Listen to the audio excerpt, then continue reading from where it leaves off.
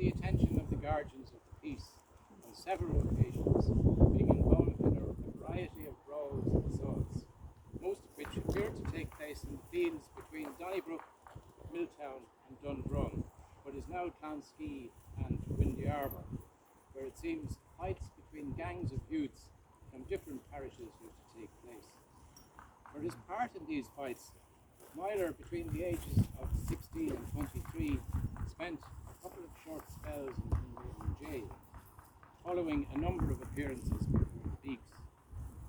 By his early 20s, his aggressive instincts were given a more productive outlet when he followed his father into the trade of prize fighting, winning an epic encounter which actually took place in 3 different locations because the police kept chasing him, against a man called the Soldier Riley from North Dublin, whose ancestors had been from the border.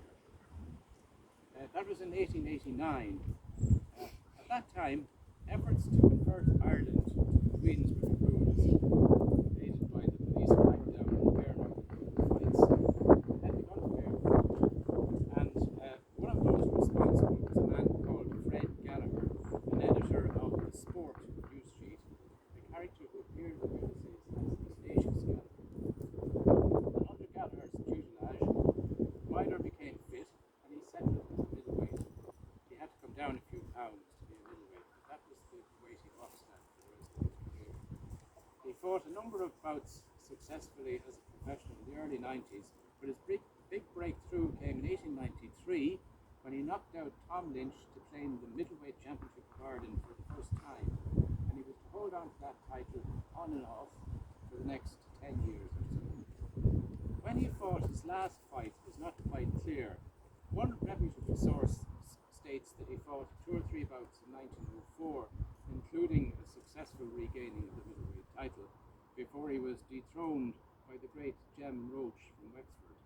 Other sources indicate that his last fights were against the brothers Frank and Jack Brierley from Australia towards the end of 1903.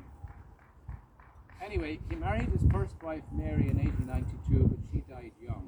He married again to Eliza Tobin in 1907, and he moved out of Tracy's cottages in Donnybrook to a tenement house which was on the other side of the main street at 10 the Crescent, or what was then known as Church Lane, a short street which was behind the police station, facing the back gate of the convent and the big Magdalen laundry chimney.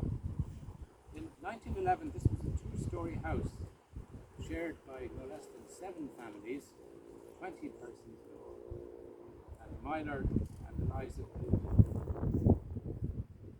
He died on the 9th of June 1916 in the South Dublin Union Workhouse, aged 48. Records show that he attended the Union on 3 occasions during the previous year for medical treatment, as had his wife. One record says that he was suffering from laryngitis. He doesn't appear to have been a permanent resident of the Union, but I think it can be surmised that he died in poverty.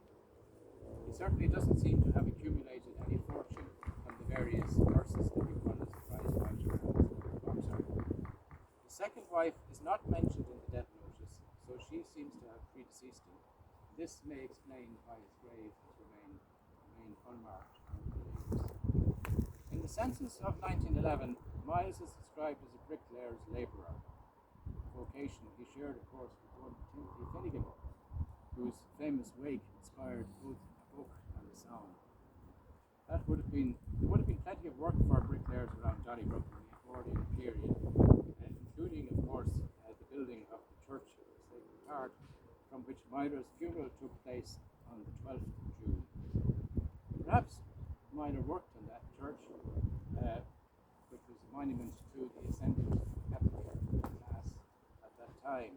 Or perhaps he worked on some of the other nice houses that would be built around that time, perhaps Eglinton Road or Aylesbury Road, or perhaps he worked for Pat O'Connor, the returned Yank from America, who was building all the houses on Glendon Road at that time, in one of which he was to hide Michael Collins, who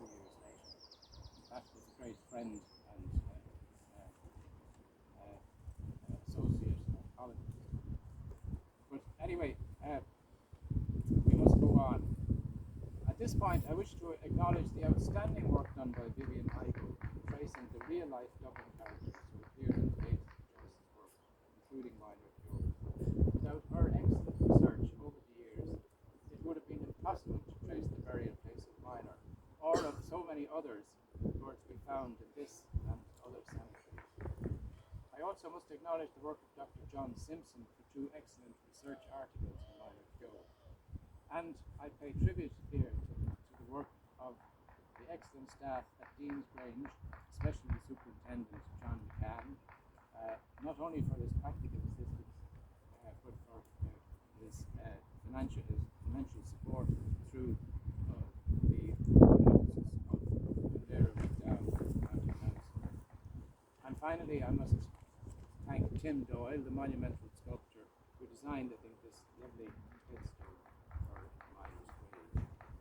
And a special thanks to Seamus Cannon, our chairman, and Andrew Basquille, who were the originators, really, of the idea for this day today. Thank you for all your assistance. The story of Myler, for readers of Joyce, mingles fact and fantasy in a unique manner. It celebrates the man while creating the myth. But is that not the very essence of sport itself? And now, as I say, that our revels are nearly ended, and we reflect on the fate of Myler Keogh, let us pause and recall to mind all those Dubliners who have passed from reality into the pages of the celebrant of Dublin, Revels of 1904, and thence into eternity.